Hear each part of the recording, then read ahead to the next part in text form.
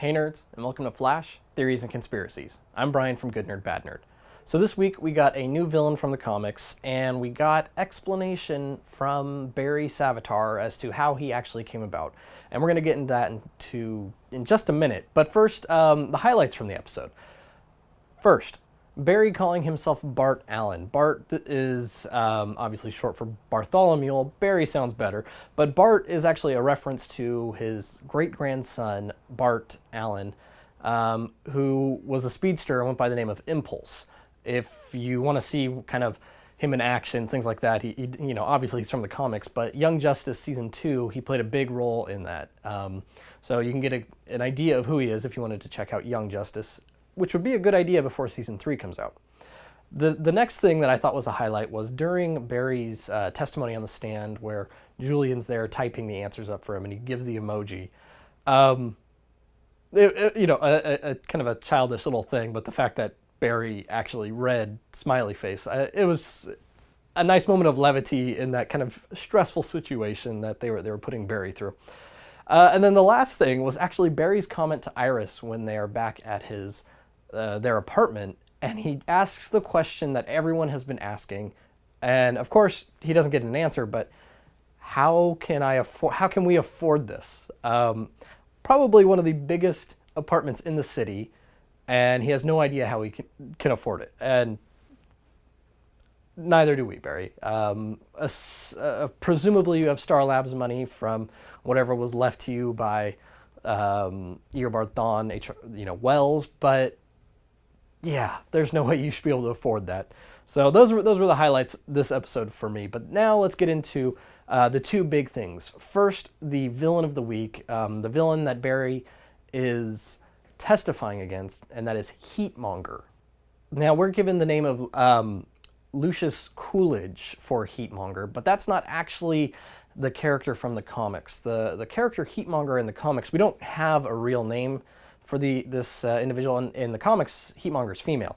She's a part of a group called the Aryan Brigade, and as you can imagine, they are a white supremacist terrorist group. She doesn't carry a gun, but she's got robotic arms that shoot blasts of thermal energy. So I feel like they just took the name and wanted some kind of pyrotechnic guy to burn a building down. They had something they wanted to do, so they created used a character's name and created someone around that.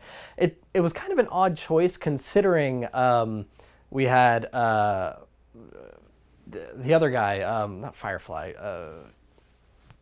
I'm blanking on his name, but he's a part of Legends of Tomorrow. So they were very similar if you think of that. But that's who that character is based off of. Again, not they basically just took the name and the fact that fire is involved. But that takes us to the biggest thing of this episode.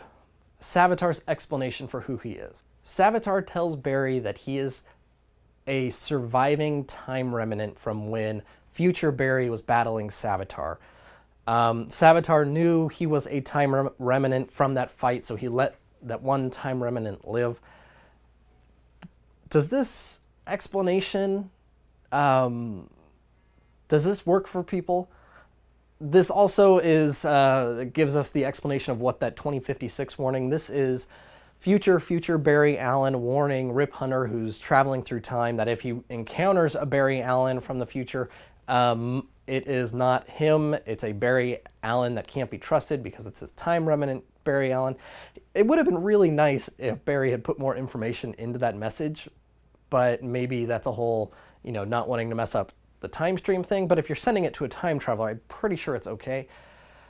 I have so many issues with this because of the time wraiths, of all of that. It feels like this guy they would have been hunting him down, since all he is doing is messing with the timeline. I have so many problems with this. It makes more sense to me if this was Flashpoint Barry Allen, and he was, because of the time traveling stuff, when that timeline was destroyed, he was allowed to continue to still exist. Maybe that would make him a time remnant or not, but I like it a lot better than the explanation they've given us. It just doesn't work for me. It doesn't feel natural.